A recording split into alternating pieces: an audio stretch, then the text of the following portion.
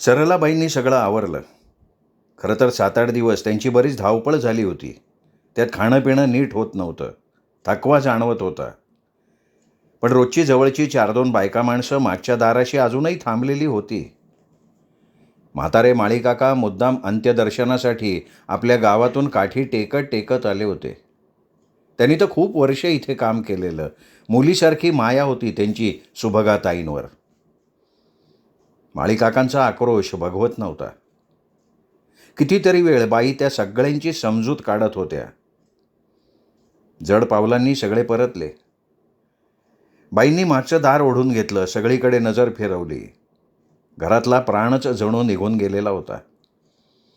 सुभगाताईंच्या बरोबर घरातला आनंद, चैतन्य सगळंच निघून गेलेलं होतं.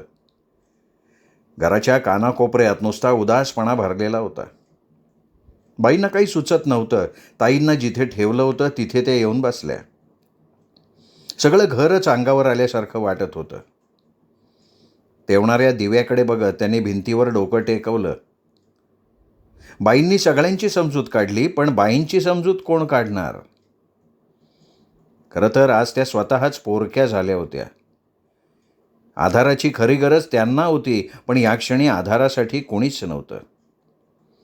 आता यापुढे त्यांना कोण आधार देणार? यानंतर जाणार कुठे त्या? ताई, का जायची घाई केलीत तुम्ही?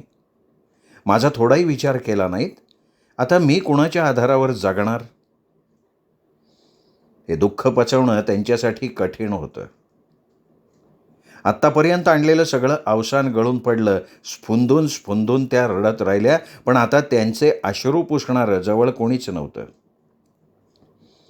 रडून रडून थकल्यावर कितीतरी वेळानं त्यांच्या त्यात शांत झाल्या आणि तिथेच अंगाचं मुटकुळं करून आडव्या झाल्या.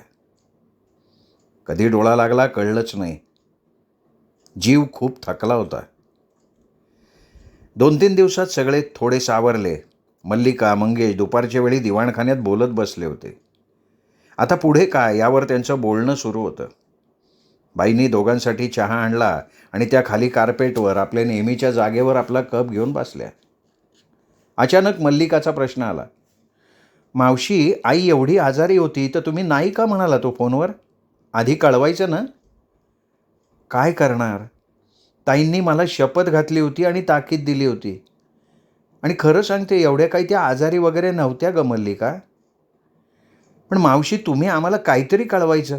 ती लाख नाही म्हणाली असेल, पण तुम्ही थोडं तरी कळवलं असतं तर आणखीन लवकर यायचा प्रयत्न केला असता ना आम्ही. सगळं खरं आहे, पण असं काही एवढं होईल असं मला सुद्धा नाही वाटलं. गेले महिनाभर का कोणास ठाऊक त्या अस्वस्थ होत्या. अस्वस्थ असल्या की त्या वरच्या गेस्ट रूममध्येच नेहमी राहायच्या. पण या महिन्यात तर जवळपास तिथेच झोपायच्या सुद्धा. सारख्या डोळ्यातून टिपं गाळताना दिसायच्या. काय होतंय विचारलं तर काही नाही म्हणायच्या. डॉक्टरकडे जाऊया म्हटलं तर त्यालाही तयार नसायच्या. 8 दिवसापूर्वीपर्यंत खाली येत होत्या, बागेत फिरत होत्या. नित्याचे त्यांचे सगळे व्यवहार तसेच सुरू होते, पण मध्येच त्या कधीतरी अस्वस्थ व्हायच्या. कसली तरी जाणीव झाल्यासारख्या, कोणाच्या तरी आठवणीनं कासावीस झाल्यासारख्या. मुलांना फोन करू का विचारलं तर नाही म्हणायच्या. बरं वाटत नाही का विचारलं तर बरं आहे म्हणायच्या. तशी शारीरिक व्याधी काही नव्हती त्यांना. आतल्या आत काहीतरी मानसिक त्रास होत होता त्यांना. बोलून मोकळं झालं म्हणजे बरं वाटेल म्हटलं. मुलांची आठवण येत असेल तर बोलून घेऊ का विचारलं तरीही नाहीच म्हणायच्या. मग मी तरी काय करणार, कारण मलाही माझी एक मर्यादा होतीच ना. पण 8 दिवसांपूर्वी एक खोकं आलं टपालानं, तेव्हापासनं त्यांनी अन्न पाणी सोडूनच दिलं. किती प्रयत्न केले मी, पण नाही ऐकलं ताईंनी. जगण्याची उमेदच सोडून दिली होती त्यांनी. जगायचं नाहीच असं आता त्यांनी जणू ठरवूनच टाकलं त्या दिवसापासनं. बोलता बोलता बाईंचा आवाज कातर झाला, डोळे पाण्यानं डबडबले. मल्लिकाने ते हुंदकाच दिला. मंगेशनं तिला जवळ घेतलं. तिच्या पाठीवरनं मायेनं हात फिरवला. मल्लिका, अगं आवर स्वतःला. हे बघ, जे झालं त्याला कोणाचा इलाज नाही आहे. आपल्या हाती काहीच नसतं ना. बोलू का नको कळत नाही आहे, पण एक गोष्ट मला नेहमी खटकायची. खरं तर हे बोलण्याचा मला काहीच अधिकार नाही, पण राहवत नाही म्हणून विचारते. साहेब होते तेव्हापासून मी बघतीये, एवढं ऐश्वर्य असून, भरला संसार, मुलंबाळं असूनही ताईंनी असा एकांतवास का बरं स्वीकारलेला असावा? आयुष्यभर एकट्याच का राहिल्या त्या? मावशी, तिला तेच आवडायचं. आम्हाला तिने हॉस्टेलमध्ये का ठेवलं हे कोडं मात्र मला आज तागायत सुटलेलं नाहीये. ज्यावेळी आईचा सहवास, तिची माया हवीशी वाटायची, तिच्या आधाराची गरज वाटायची, तेव्हा ती कधीच नव्हती आमच्याजवळ. नेहमी भेटायला सुद्धा बाबाच यायचे. आईला कधीच आम्हाला भेटायला यावंसं वाटलं नाही, की आवर्जून काही करून पाठवावंसं सुद्धा वाटलं नाही. ती भेटायची फक्त सुट्ट्यात 4 दिवस, आणि कदाचित म्हणूनच आम्हाला बाबा जास्त जवळचे वाटायचे. आईशी वागताना थोडा दुरावाच वाटायचा मोठं झाल्यावर. तिला कधी आठवण येत नसेल का हो मावशी आमची? नाही ग, असं होईल कसं? खूप आठवण यायची त्यांना तुमची, नंतर नातवंडांची.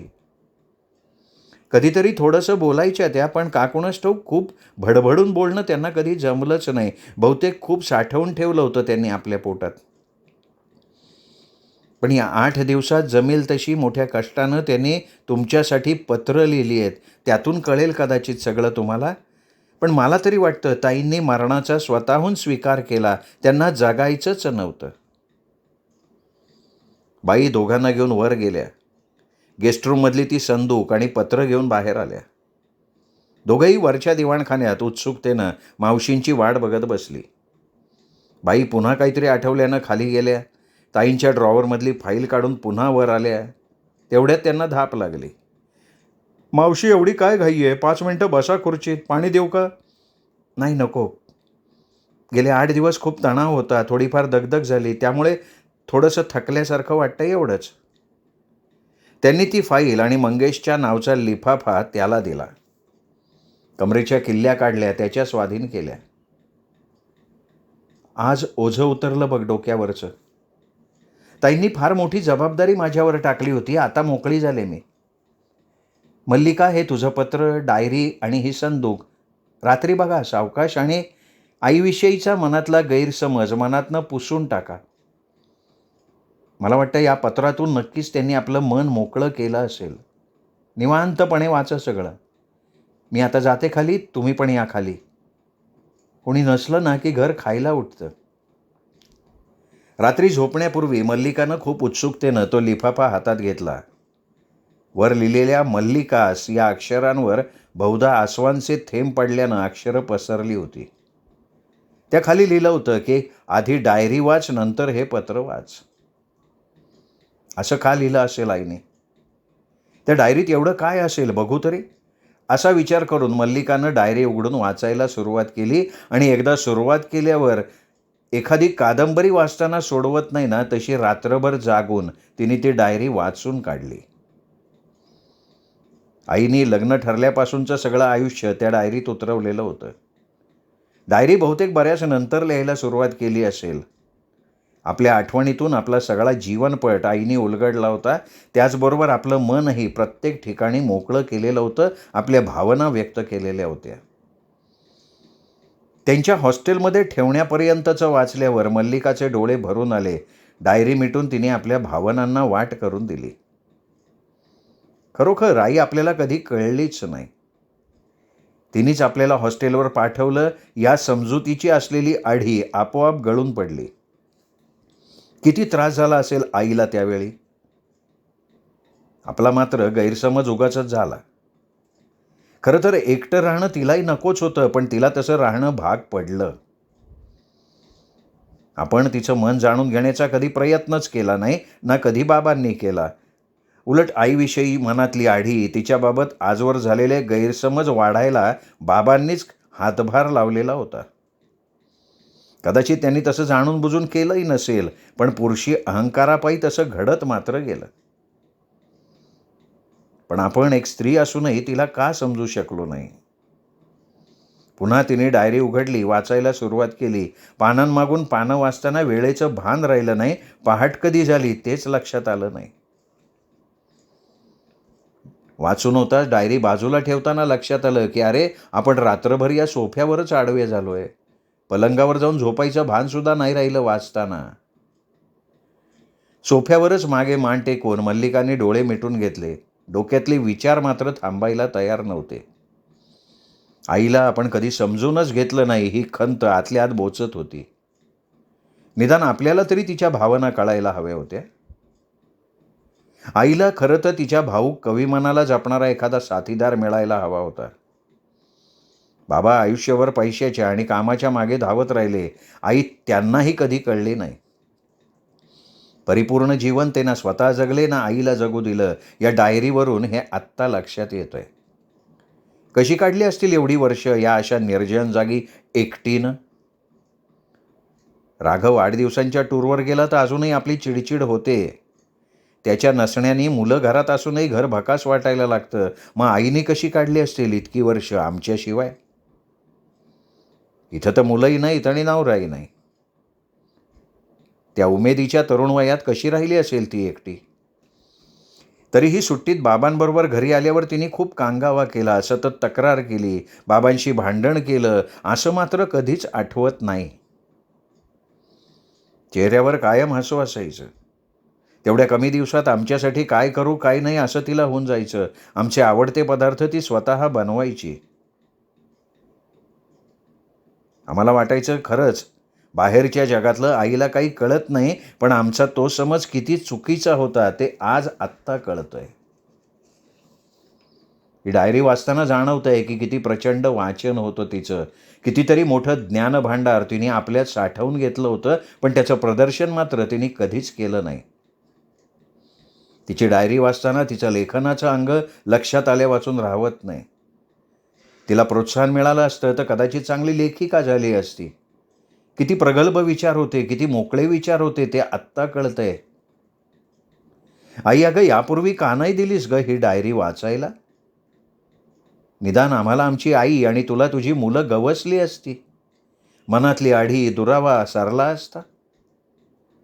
धनंजयांचा सहवास तिला 3 दिवस मुक्तपणे भोगायला मिळाला. जगून घेतलं तिने तेवढ्या कमी वेळात. कुठेतरी बाबांशी प्रतारणेची खंत तिच्या मनात होती, पण त्यात अपराधीपणाची भावना मात्र नव्हती. आणि का असावी ती? एरवी आपल्यालाही ते कदाचित गैर वाटलं असतं, पण डायरी वाचल्यावर मात्र वाटतं की काय चुकलं तिचं? मनासारखं जगण्याचा अधिकार तिचाही होताच. आम्ही सगळे आपापल्या मनासारखं जगलोय, मग ती आपल्या मनासारखं तेही फक्त 4 दिवस जगली तर बिघडलं कुठं? खरं तर धनंजयबरोबर त्यावेळी ती निघून गेली असती तर त्यावेळी तिला अडवणारं कोणी नव्हतं, पण तिने त्यावेळी आम्हा मुलांचा, आपल्या संसाराचा विचार केला. एवढं मोठं घोंगावणारं वादळ तिच्या जीवनात येऊन गेलं हे आम्हाला तिने कधी जाणवूच दिलं नाही. खरं तर तिच्या आयुष्यात किती मोठी उलथापालथ झाली होती. तिच्या मनाची किती भयंकर अवस्था असेल त्यावेळी, किती तगमग होत असेल तिची. पण ते तिने तिच्या वागण्यातून, कुठल्याही गोष्टीतून कधीच व्यक्त होऊ दिलं नाही. बाबांना तिला खरं सांगून टाकायचं होतं, पण भरला संसार मोडू नये म्हणून तिने तसं केलं नाही. तिने तसं केलं असतं तर बाबांनी कदाचित आपल्या आयुष्यातून तिला बाद केलं असतं. त्यावेळी तिचा स्वीकार करायला धनंजय आनंदानं तयार होते. तो मार्ग मोकळा होता तिच्यासाठी, पण तिने तसं केलं नाही. शापित आयुष्य जगली आपली आई. समाजाच्या दृष्टीनं कदाचित तिचं वागणं चुकीचं असेलही, पण एक माणूस म्हणून, तेही कविमनाचं, भावनाप्रधान म्हणून त्यात काही गैर नव्हतं. धनंजयबरोबर ती गेली नाही हा तिचा समजूतदारपणा आहे. आपल्या विचारात, आईच्या आठवणीत मल्लिका इतकी बुडून गेली की दिवस कधी उजाडला हेही तिच्या लक्षात आलं नाही. अगं अशी सोफ्यावर अवघडून का बसलीस दी? आणि आता रडणार किती? त्याने आई परत येणार आहे का? आणि काय ग हे रात्रभर झोपलीच नाही का काय? नाही रे, आईची डायरी वाचत होते. मला सोडवेच ना, मग वाचून टाकली सगळी. तू वाचलंस आईचं पत्र? नाही ग, तुझ्यासमोर वाचायचं ठरवलं म्हणून नाही वाचलं. तू वाचलंस तुझं? नाही, पण दुपारी वाचूया दोन्ही पत्र. चल आता खाली. दुपारी जेवणं वगैरे झाल्यावर ज्या गेस्टरूममध्ये आई शेवटी होती तिथेच मुद्दाम मल्लिका मंगेशला घेऊन गेली. ती आईची संदूकही तिथेच टेबलवर होती. दी, त्या आईच्या फाईल्स पण बघायच्या आहेत, इथे घेऊन येऊ का? नको मंगेश, त्या फाईल तू निवांत बघ. हे सगळं तुलाच सांभाळायचं आहे. सगळी तजवीज करून ठेवली असेल आईने, मला खात्री आहे. आधी तू पत्र वाच. मान डोलावत त्यांनी पत्र वाचायला सुरुवात केली. मनातल्या मनात झरझर नजर फिरवून त्यांनी ते वाचून काढलं. वाचताना त्याच्या चेहऱ्यावरचे बदलणारे भाव मल्लिका बघत होती. त्यावर त्याची प्रतिक्रिया काय असेल याचा स्वतःचं पत्र वाचून तिला अंदाज होताच. पत्र वाचून होताच तो स्तब्ध झाला. नंतर लगेच काही बोलला नाही. आणि आता तो काही बोलणार त्याआधी मल्लिका चटकन म्हणाली, थांब मंगेश, बोलू नकोस काही. काही बोलण्यापूर्वी ही डायरी तू देखील वाच, असं मला वाटतंय. स्वतःचं मत त्याच्यानंतर तू सांग. पण दी, आई अशी कशी वागू शकते? बोलू नकोस म्हटलं ना तुला. म्हणूनच तुला सांगतेय, हे वाच आधी. तुला खरं सांगते मंगेश, आई कधी कळलीच नाही आपल्याला. आपण ओळखूच शकलो नाही आपल्या आईला. डीकडे विचित्र नजरेनं बघत मंगेशनं डायरी उचलली. तो आपल्या खोलीत निघून गेला. मल्लिकानं ती संदूक समोर ओढली. काय असेल यात? उघडू का नाही विचार करता करता तिने उघडली. त्यात आईचे बरेच फोटो. किती सुंदर आनंदी दिसत होती आई त्या फोटोत. एक चेन आणि एक लॉकेट होतं. एक सुंदर झुळझुळीत जुनी झालेली साडी होती. शिवाय एका मोठ्या लिफाफ्यात खूप पत्रांचा एक गठ्ठा होता. मंगेश आला की सावकाशी बघू एक एक म्हणून तिने संदूक बंद करून ठेवली. समोर आईने तिला लिहिलेलं पत्र दिसलं. सकाळी उत्सुकतेपोटी फार घाईघाईत वाचलं होतं. पुन्हा तिने ते पाकिटातनं काढलं, वाचायला सुरुवात केली.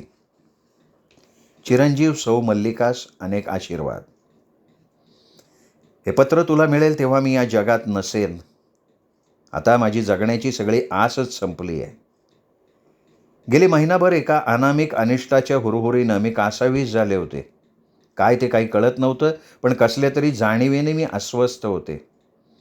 पण ते टपाल आल्यावर मला कळलं की धनंजय महिनाभरापासून आजारी होते, दवाखान्यात होते, म्हणून मी अस्वस्थ होते.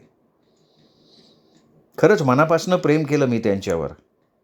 त्यांनीही या प्रेमासाठीच आयुष्यभर मला दिलेलं वचन पाळलं. त्यासाठी हिंमत लागते बरं. सारे आयुष्यभर पुरेल एवढं सुख आनंद आम्ही दोघांनीही त्या 3 दिवसात भोगून घेतले. म्हणून शेवटपर्यंत आम्हाला आमचं जगणं सुखावह झालं. आता धनंजय गेल्यानंतर जगण्याचं कुठलंही प्रयोजनच माझ्याकडे नाही.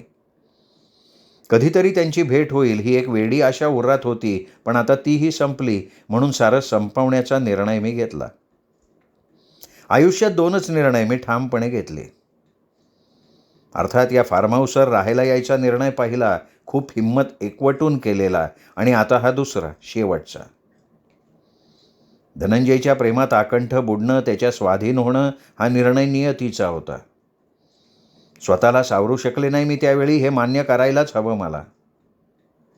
एका लेकीला आईने हे काय लिहिलंय असं वाटत असेल तुला, पण बाळा, तू आता तेवढी मोठी समंजस झाली आहेस. तू मला नक्की समजावून घेशील याची मला खात्री आहे, आणि म्हणूनच मी हे सगळं मोकळेपणानं लिहितेय. हे फक्त लेकीला नाही तर एका मैत्रिणीला, एका स्त्रीला मी सांगतेय. तूही त्याच भूमिकेतनं विचार करावास माझा, एवढी अपेक्षा मी ठेवतेय. आजवर हे सगळं मी माझ्या मनात आणि डायरीत दडवून ठेवलं होतं. ही डायरीसुद्धा धनंजयनी दिली आणि लिहिण्याचा आग्रह केला म्हणून लिहिली गेली आहे. आज मात्र तुझ्यासमोर मी सगळं सांगून टाकते. मनातलं कोणाजवळ तरी बोलावं असं नेहमी वाटायचं, पण तसं कोणी नव्हतंच ग माझ्याजवळ. इथे मी कोणाजवळ बोललेही असते तरी कोणी ते समजून घेऊ शकलं नसतं. तू अमेरिकेसारख्या मोकळ्या वातावरणात राहतेस, त्यामुळे तू विचार करू शकतेस. मी वागले ते चूक का बरोबर याविषयी बोलून किंवा चर्चा करून आता काही उपयोग नाही आहे.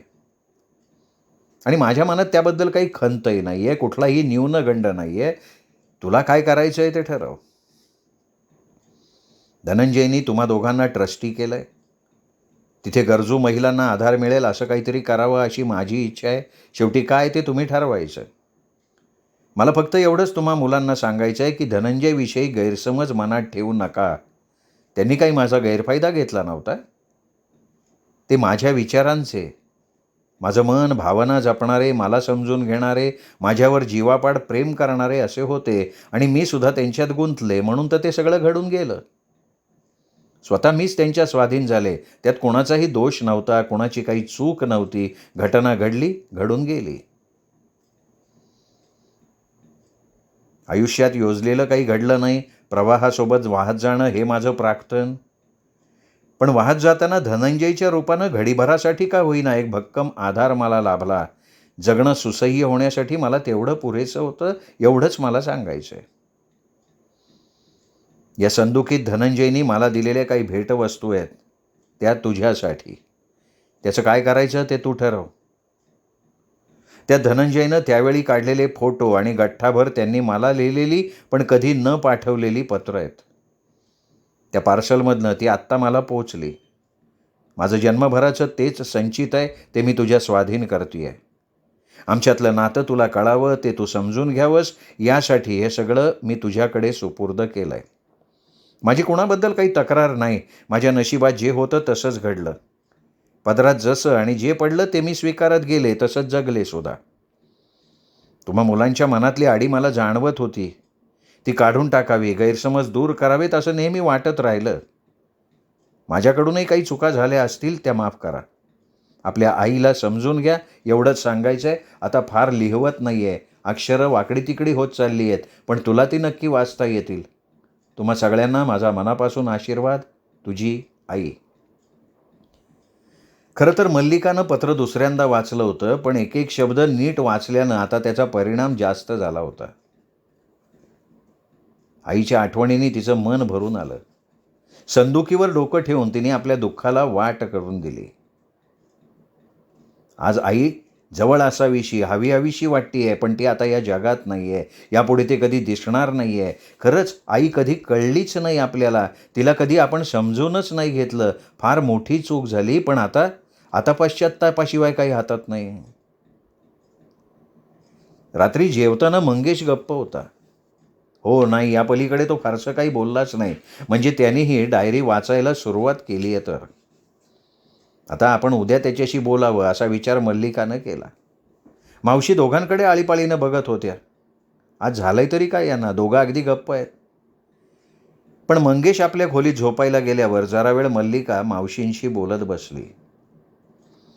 रात्री उशिरापर्यंत मंगेश डायरी वाचत होता. पूर्ण वाचून झाल्यावर त्याने ती खाली ठेवली. डायरी वाचून तो सुन्न झाला होता. मानेखाली दोन्ही हातांची घडी ठेवून, पलंगाच्या पाठीला पाठ टेकून, पाय पसरून तो वर बघत विचार करत होता. त्याचेही डोळे भरून आले होते.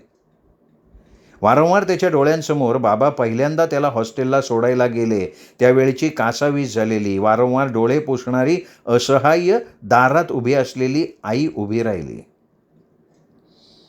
इतक्या वर्षांनंतर आजही ती स्पष्ट आठवतीये. आपल्या इवल्याशा मनाला आईला सोडून जाताना त्यावेळी किती वेदना झाल्या होत्या, मग तिला किती झाल्या असतील. हा विचार कधी आपल्या मनात आलाच नाही. उलट आई बाबांना विरोध का करत नाही, त्यांना मला नेऊ नका असं का सांगत नाही, का ती अडवत नाही, म्हणून तिचा त्यावेळी खूप राग आला. आई कधी भेटायला आली नाही. सगळ्या मुलांच्या आया त्यांच्यासाठी खाऊ बनवून आणायच्या, मायेनं त्यांना जवळ घ्यायच्या, कुरवळायच्या, त्यांचे लाड करायच्या. त्यांचे आई बाबा दोघंही येत, त्यांना फिरायला नेत, तेव्हा त्यांचा खूप हेवा वाटायचं आपले आई बाबा का नाही आपल्याला असं बाहेर फिरायला नेत. आई तर कधीच यायची नाही, बाबा मात्र यायचे, कधीतरी बाहेर घेऊन जायचे. पण बाबांच्या येण्यानं समाधान होत नसे, कारण बाबा आई नव्हते ना होऊ शकत. आई हवीशी वाटायची, पण आईच्या सुखाला कायमच मुकलो आपण, त्यामुळे मनात थोडा दुरावा जाणवायचा. सुट्टीत पाहुण्यासारखं घरी जायचं, पण त्यातही तेवढा मोकळेपणा नसायचा. आई बिचारी जवळ ओढायचा, लाड करायचा प्रयत्न करायची, पण वाटायचं आता का हिला एवढा आपला पुळका येतोय. आणि मग अंग आपोआप आक्रसलं जायचं त्यावेळी. आपणच कर्मदरिद्री म्हणून कधी आपल्याला आईचं प्रेम कळलं नाही, आणि कळलं नाही म्हणून ते मनाजोगतं भोगता आलं नाही.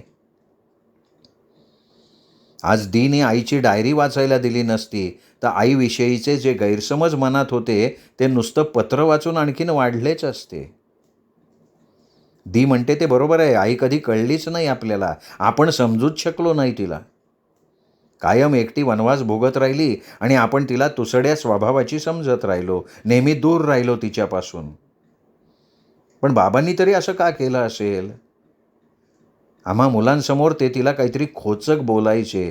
ती काही बोलायला सांगायला गेली तर आपल्यासारखं मुलांना घरकोंबडं बनवू नको, त्यांना त्यांच्या मनासारखं जगू दे, आपले बुरसटलेले विचार त्यांच्यावर लादू नकोस, असं तिला रागवायचे. बाहेरच्या जगातलं तुला काही कळत नाही म्हणून तिची हेटाळणी करायचे. तिला ते मूर्खच समजायचे.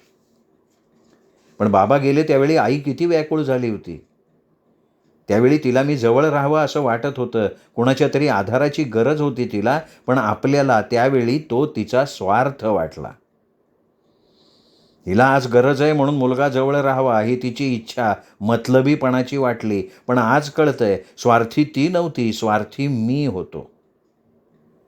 आकाशात उंच भराऱ्या मारत राहिलो, पण घरट्यात पिलाची वाट बघत एकाकी राहणाऱ्या आईची कधी आठवणच ठेवली नाही मी. आपण कोणीच आईला कधी समजूनच घेतलं नाही. फक्त अल्पशा भेटीत धनंजय फक्त तिला समजू शकले. पण आमच्यासाठी, आपल्या संसारासाठी त्यांचीही सोबत तिने नाकारली. धनंजयबद्दल पत्रातून आईने आम्हाला स्पष्ट कल्पना दिली.